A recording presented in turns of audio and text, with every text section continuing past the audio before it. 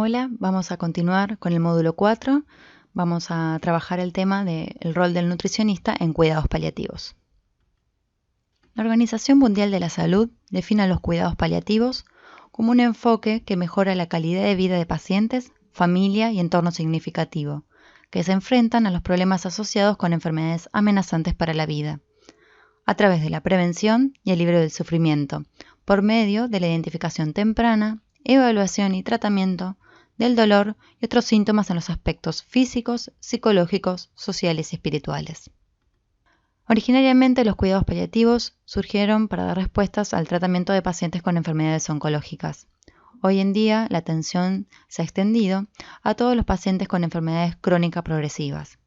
Por ejemplo, los pacientes oncológicos, pacientes con VIH y SIDA, pacientes que transitan enfermedades neurológicas avanzadas y neuromusculares avanzadas, como por ejemplo esclerosis lateral amiotrófica, esclerosis múltiple, demencia, Alzheimer, y pacientes con insuficiencia cardíaca, hepática, respiratoria y renal en estadios avanzados. Un aspecto que distingue a los cuidados paliativos es que el abordaje se realizará de manera interdisciplinaria, donde varios profesionales trabajarán con el paciente y con su familia. El equipo puede estar compuesto por diferentes profesiones, entre las que se destacan médicos, enfermeros, trabajadores sociales, terapistas ocupacionales, nutricionistas, psicólogos y demás profesiones. En relación a los propósitos de los cuidados paliativos, principalmente es establecer un cuidado activo que no acelere la muerte ni tampoco que las posponga artificialmente. Va a proporcionar un alivio del dolor y otros síntomas angustiantes para el paciente. Va a reafirmar la importancia de la vida y de la autonomía aún en la última etapa de la enfermedad. Y ofrece un sistema de apoyo a la familia para ayudarla a afrontar la enfermedad del ser querido y también para sobrellevar el duelo. Como dijimos recién, la unidad de tratamiento estará conformada por el paciente y por su familia o entorno significativo y entorno social. Este es el modelo integrado de los cuidados paliativos que es recomendado por la Organización Mundial de la Salud. En este modelo, como podemos ver, las intervenciones curativas y paliativas coexisten desde el diagnóstico de la enfermedad o desde etapas tempranas, con grados de intensidad diferentes. Esta forma de encarar la atención implica una coordinación entre estrategias de atención entre el equipo de cuidados paliativos y los profesionales que venían tratando al paciente. Además, incluye a la familia y el trabajo de aspectos no solo médicos, sino también psicológicos, sociales y espirituales desde el inicio. Como podemos ver, en los triángulos de color violeta y azul coexisten el tratamiento curativo y los cuidados paliativos tempranos. Luego, ya con un cuadro de color verde, podemos ver la intervención del equipo de cuidados paliativos en el fin de la vida, y en el triángulo violeta vemos ya el trabajo del equipo de cuidados paliativos en la etapa de duelo, donde se apoyará a la familia. En relación al rol del licenciado en nutrición en cuidados paliativos, vamos a citar la Guía de Soporte Clínica Nutricional en Cuidados Paliativos que publicó la Sociedad Española de Cuidados Paliativos, la SECPAL, en el año 2015.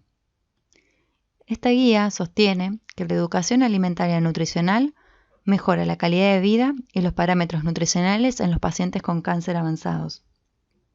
Se realizaron varios trabajos con pacientes oncológicos y demostraron que las intervenciones nutricionales más solicitadas por los pacientes fueron la educación nutricional general y las recomendaciones dietéticas específicas para paliar la sintomatología secundaria de los tratamientos oncológicos. Además, plantean estudios que demuestran que los consejos dietéticos mejoran la calidad de vida. Pese a esto, es la intervención nutricional menos frecuente. ¿Por qué? Porque hay escasos conocimientos en nutrición de los profesionales encargados de estos pacientes, porque hay ausencia de documentos de apoyo, porque hay escasa presencia de nutricionistas formados en cuidados paliativos y también porque hay falta de coordinación con los servicios de nutrición en la atención de pacientes al final de la vida. En la cultura argentina, la comida está presente en todo momento: festejos, reuniones con amigos, de trabajo. Como podemos ver en la imagen, la alimentación es un acto social cargado de simbolismos. Precisamente, es un acto que contempla dimensiones tanto nutricionales como simbólicas, lo cual hace que este acto sea complejo. El compartir los alimentos está revestido de un profundo valor cultural y social. El dar de comer y beber es una acción humana de respeto a la vida y de cuidado de nuestro prójimo. Sin embargo, En los pacientes que atendemos, el no poder comer o hacerlo de una manera diferente podría inducir a percibir que la enfermedad no mejora o que incluso está empeorando. Esto genera una sensación de angustia en el paciente y de su familia. A su vez, muchas veces, la familia asocia el rechazo del alimento por el paciente como una falta de voluntad por mejorar. Esto genera un ambiente de frustración, culpa y angustia entre ambas partes, impactando negativamente en la calidad de vida del paciente y de su familia, por lo cual la intervención nutricional es fundamental. El deterioro del estado nutricional es una complicación frecuente vinculada a la evaluación de la propia enfermedad, a los tratamientos antineoplásicos aplicados y a los síntomas asociados a estos últimos. Como podemos ver en la foto, el paciente no se reconoce a esa persona que aparece en ese espejo. La imagen corporal está relacionada con la autoconciencia. Está socialmente determinada. Es un constructo dinámico, varía a lo largo de la vida en función de las propias experiencias, de las influencias sociales, entre otros factores. Influye en la forma que percibimos el mundo y también influye en nuestro comportamiento. Ahora bien, ¿cómo influye la enfermedad física en nuestra imagen corporal? Estos cambios en la apariencia física suelen ser una fuente de sufrimiento. Los síntomas más frecuentes que alteran la imagen corporal son la anorexia, la caquexia y la disfagia. La capacidad de asimilar este cambio en el esquema corporal generalmente tiene un ritmo más lento que el de los síntomas. Muchas veces el descenso de peso es muy brusco y el paciente no llega a asimilar ese cambio en su imagen corporal. La capacidad para aceptar y adaptarse a estos cambios repercute en el estado emocional, en la calidad de vida y en el funcionamiento tanto personal, social, laboral y familiar. ¿Cuáles van a ser los objetivos de la atención nutricional en cuidados paliativos? Principalmente será adecuar la alimentación, priorizando el confort y el bienestar del paciente y de su familia. El plan de cuidado será siempre individualizado, con el rigor de la evidencia científica y de los principios bioéticos. La educación alimentaria y nutricional y el abordaje interdisciplinar serán fundamentales. Y siempre se dará prioridad al contexto emocional, gustativo y social que se asocia al acto de comer. ¿Cómo lo vamos a lograr? Principalmente a través del control de los síntomas y respetando los deseos del paciente y de su familia, en la cual la educación alimentaria nutricional será indispensable. El primer paso a la hora de planificar el tratamiento es la realización de una evaluación multidimensional. Como la misma palabra lo dice, evaluaremos diferentes dimensiones. Esto nos permitirá conocer la situación actual de la enfermedad, los tratamientos que han sido empleados o están siendo empleados, el estado nutricional del paciente, los síntomas clínicos que presente, el estado emocional, las preocupaciones respecto a su alimentación, tanto del paciente como las de su familia, porque muchas veces no coinciden, y el apoyo familiar con el que cuenta. En relación a los síntomas que condicionan la alimentación, ya estuvimos hablando de la anorexia y caquexia. Otros síntomas que podemos detallar son las náuseas y los vómitos, la disfagia específicamente en tumores de cabeza y cuello, la diarrea o la constipación. En relación a la constipación hay que hacer una salvedad. Muchos de los pacientes que acompañamos reciben opioides para el control del dolor. Estos opioides van a producir constipación, por lo cual nuestra intervención nutricional es fundamental. Otros síntomas pueden ser la serostomía, las alteraciones en el sabor y la mucositis. Volvemos a plasmar el modelo integrado de cuidados paliativos que postula la Organización Mundial de la Salud. ¿Por qué es fundamental? Porque nosotros debemos conocer en qué etapa de la enfermedad se encuentra el paciente para que nuestra intervención nutricional sea adecuada. No es la misma intervención que formularemos a un paciente que se encuentra con tratamiento oncológico activo, donde lo seguimos desde los cuidados paliativos tempranos, a ese mismo paciente donde el tratamiento curativo no respondió y que ingresa en una etapa de enfermedad avanzada. Nuestra intervención será adecuada, se irá adecuando. Y por último, en los cuidados paliativos en el fin de la vida, nuestras intervenciones también irán cambiando. Situándonos en los cuidados paliativos tempranos, el tratamiento oncológico puede ser activo o incluso puede estar finalizado o suspendido. Dentro de las intervenciones nutricionales que haremos en esta etapa, será la educación alimentaria nutricional para pacientes inmunosuprimidos, educación alimentaria nutricional para familiares y cuidadores. Muchas veces pacientes reciben soporte nutricional enteral, para lo cual la educación que realizaremos es fundamental. la adaptación de la alimentación según la sintomatología que presente el paciente, también la adecuación de la consistencia de la alimentación según la evaluación de la evolución.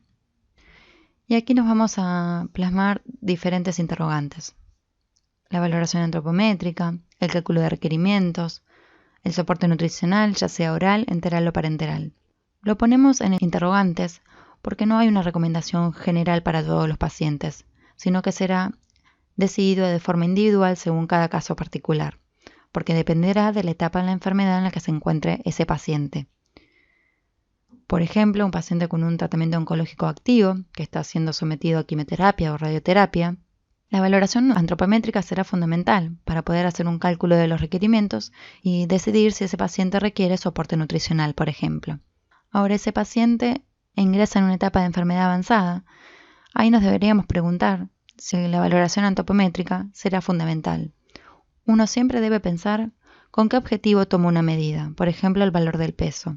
Si yo registro el valor del peso porque en base a eso mi intervención nutricional va a cambiar, es válido tomarlo. Ahora, si yo registro el peso solo por el hecho de tomar ese dato y plasmarlo en la historia clínica, pero mi intervención nutricional no va a cambiar, entonces me debo preguntar si es necesario someter al paciente a subirse a una balanza. Como estuvimos charlando, la caquexia oncológica genera un descenso brusco de peso y esto angustia al paciente. Si yo lo someto a subirse a la balanza y el paciente ve que sigue descendiendo de peso y esto genera mayor angustia, y yo con ese valor de peso no voy a generar ningún cambio en mi terapéutica a seguir, no sería aconsejable tomarlo. La alimentación forzada cansa al paciente y esto es algo que debemos trabajar tanto con el paciente y con su familia. Muchas veces la familia obliga al paciente a comer o le insiste y se termina generando situaciones de peleas familiares, angustia relacionada al momento de realizar una comida, por lo cual nuestra educación va a ser fundamental. Muchas veces se deben retirar las restricciones dietéticas impuestas que llevaba el paciente. Por ejemplo, pacientes diabéticos o hipertensos, con el descenso de peso, con el mismo avance de la enfermedad, los valores tienden a normalizarse, se retira la medicación antihipertensiva o diabética, por los cuales nosotros debemos flexibilizar la dieta y esto es un tema que hay que trabajar sobre todo con pacientes que eran muy adherentes a su tratamiento. Esta es una frase que genera mucha controversia. Si el paciente se encuentra en cuidados paliativos, entonces que coma lo que quiera. Ahora bien, deberíamos preguntarnos qué bueno sería que todos pudiéramos comer lo que queramos. Muchas veces, si yo le comunico a un paciente que coma lo que quiera, ese paciente tal vez no puede comer lo que quiere, porque la misma enfermedad se lo está impidiendo, por la localización del tumor o por los síntomas asociados al tratamiento oncológico, por lo cual debemos tener precaución con decir esta frase. También es una forma de comunicar. Si a una persona le dicen que coma lo que quiera, muchas veces lo puede asociar, aunque se está por morir.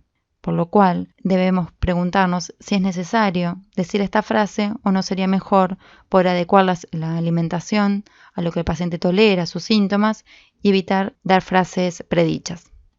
Algo que debemos tener en claro, que el comer no puede revertir el proceso subyacente de enfermedad. Las alteraciones de la nutrición son percibidas por el paciente como una amenaza en su integridad biológica y también como un deterioro en sus costumbres de alimentación llena de significados familiares, sociales y culturales. Y como dijimos al principio, los pacientes identificaron que los problemas relacionados con la nutrición son los que más afectan su sensación de bienestar y por lo tanto más alteran su calidad de vida. Ahora bien, en la etapa de fin de vida, sería importantísimo informar a la familia acerca de los cambios que existen, sobre todo en los últimos días de vida, y especialmente en lo relacionado a la alimentación. La pérdida de interés en los alimentos es un fenómeno natural cercano a la muerte, donde el cuerpo solo toma lo que necesita. Esta reducción en la ingesta de alimentos no va a cortar la vida, es simplemente una señal de que el cuerpo ya no puede metabolizar los alimentos. La supresión de la nutrición no es la que va a originar la muerte del paciente, sino que existe una enfermedad de base que es la que actúa como causa determinante. Por último, la hidratación y la nutrición deben ser consideradas en el mejor interés del paciente. Todos estos ítems hay que tenerlos en cuenta, principalmente cuando, por ejemplo, el paciente se encuentra internado en una institución y se encuentra en una etapa de fin de vida. Muchos, como nutricionistas, no sabemos qué hacer al respecto, si continuar enviándole la comida a ese paciente o suspenderle la alimentación. Muchas veces es por miedo a que la familia lo tome a mal, como que uno no lo quiere alimentar. Por lo cual, lo que podemos hacer es charlar con esa familia, saber qué prefiere, si prefiere que le sigamos enviando la comida o prefiere que no, y en base a eso poder definir nuestra terapéutica a seguir. Bueno, hemos finalizado la clase de hoy. Les agradezco su atención.